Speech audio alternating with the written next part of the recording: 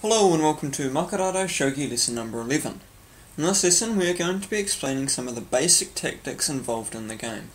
These are the tactics that are involved generally in the main battle that will occur. The first of these tactics is called skewering.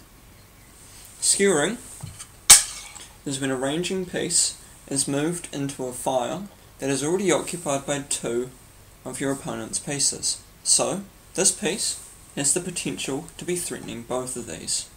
Now, this lion being a valuable piece, it makes sense to move it out of the way. But, if you do, the king will be captured. So, if you move the king out of the way, the lion will be captured. So, in this situation, there is no way of avoiding this. This is what makes skewering such an effective tactic.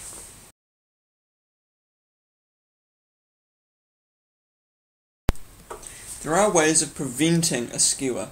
Here, this dragon king is skewering the blind tiger and the king. But, if you move the king out of the way, the dragon king will simply take this blind tiger.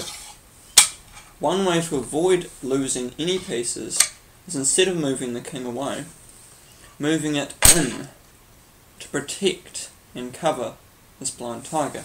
So, if the dragon king tries to take it, you can retake it, and this dragon king being the more valuable piece than this blind tiger, you win out of this battle.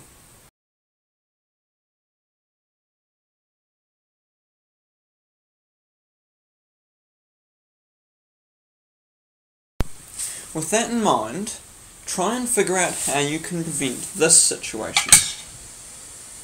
This free king is now skewering these two pieces, but your king is too far away to protect this one. How would you protect it? Advancing this gold general will protect this blind tiger. It is not a permanent fix because this free king is still on the same line, but it does mean that you are protecting one of these pieces. Consider a good move in this situation. If you are to simply take with this dragon king, it'll be retaken by the bishop, and by the time you can get this down to skewer, the king can build an escape route and get away.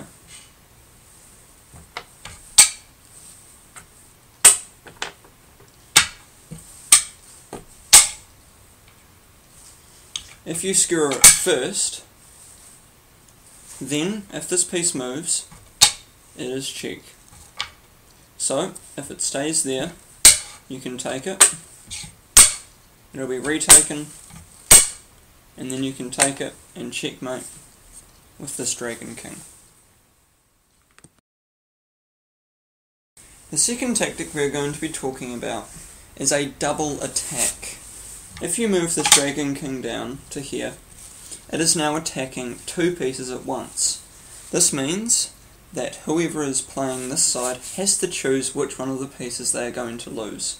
Of course, they'll move the king out of the way, leaving the lion free to be taken, or if they're stupid, vice versa, and the king is captured. It is a great way of threatening two pieces at once. This attack can also happen at a right angle. If you move a ranging piece into here, it is threatening both of these pieces at a right angle. That is still a double attack. Or it can happen with bishops on the diagonals. Like in all the other tactics, there are ways of preventing this. If this dragon king moves down to impose a double attack, this rook can be placed here. Now this is defending the king, and if it does take, it can be retaken. It's not a perfect defense, but it's better than losing this line for nothing. In this example, it's a fairly basic idea. Bringing this free king down is now attacking both of these pieces.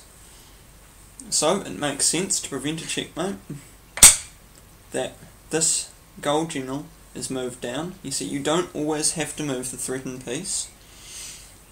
And now this free king moves in and takes the line. Try and suss out this example. There are a couple of options here, but one is better than the other. If you were to move this dragon king to threaten both of these, this guardian of the gods is actually attacking that square, so you will be taken. On the other hand, if you use this wrestler, this square is not covered by this piece or this piece, so you are threatening both of these at once, making this an effective double attack. The best piece for double attacking has got to be the lion. In this situation, the lion is threatening every single one of these pieces at once. So if you ever find yourself in a situation where you're crowded by enemy pieces, the lion is the best piece to have. The last tactic I will be discussing is called defender removal. In this situation, if you want to take this evil wolf with your dragon king, you can't just jump on in, because it'll be retaken. So, if you want to get rid of this defender, you can push a less valuable piece, so this is now threatened. If it takes it or moves out of the way, it is no longer defending this piece. So, you can take it. Or, if this moves out of the way, you get to take the defender. Keeping in mind all of the tactics we've explained in this lesson, I've got some more in-depth and more interesting examples for you to think about. In this situation, try and see if you can find a good position for checkmate for the attacking side. Well, if we open up with a dragon king skewer through these pieces, if this piece gets out of the way and you take to threaten the king, by the power of motion tactic, you have lost a dragon king and there is now a free gold in here. Because of this free gold, it is now almost impossible for you to get in a position for checkmate with the pieces you have. So, if first we exercise defender removal with this dragon horse, this gold general is now threatened. Now wherever it moves, it is not going to be able to cover this bishop anymore. And if it stays there, it'll take, and that is a horrible position for this king. So it's a good idea to get it out of the way. Now you can execute this skewer and checkmate. In this example, we're going to break the starting castle. Now, the starting castle is an extremely strong position to be in because of the promotion tactic of these pieces. There are weak points to this castle. Before we start with this explanation of breaking the castle, I'm just going to say this. The best way to checkmate the king is like that. Or a promoted lion, or any such three-stepping piece. Because right now the king can't do anything. This lion dog is aiming 1, 2, 3. There is no way to avoid this. But, most likely, before the game comes to a close, you will no longer have your lion dog. So, we are going to break the starting castle. The starting castle has a major strong point right here. This piece is being covered by 5 other pieces, so it is not a good idea, unless you have a lion dog, to attack from the centre. The best places to attack are here, here, here, or here. These are the areas where least pieces are defending. So, the only way you're ever going to break it is by having 4 ranging pieces left. Now, by the end of the game, you are most likely not going to have 4 ranging pieces left. But you will have some promoted pieces. So, if you start by taking here, the only option you cannot take with the king, even if it does promote to a Emperor because other pieces are attacking on that line. Now, before you start, you must always have pieces aiming at the piece you take first, because this battle will be a battle of take, then retake. So, it is a good idea to always have these pieces aiming at your first point of attack. So, if this one takes, there will be a retake from either these pieces, and then you retake. You see, everything is attacking this one square. Then there'll be a retake. You can retake. Then Emperor promotion. And final capture. You must always have 4 ranging pieces left if you ever want to break this castle. This example is more of a battle endgame example. Not much tactic is involved in this, but you do need to think about what takes what, when. This is a battle where you will need to break this very strong castle. This player has more pieces, but your pieces are in a better position for attacking this castle.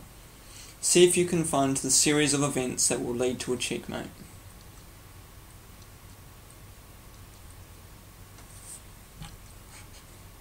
If you start the battle right now, because this piece is defended by so many pieces all at once, you will not win, because your pieces are outnumbered. So, you will need to remove one of your opponent's pieces from defending this square. Exercising a defender removal at the start of the game, at the start of the battle, will allow you to do so.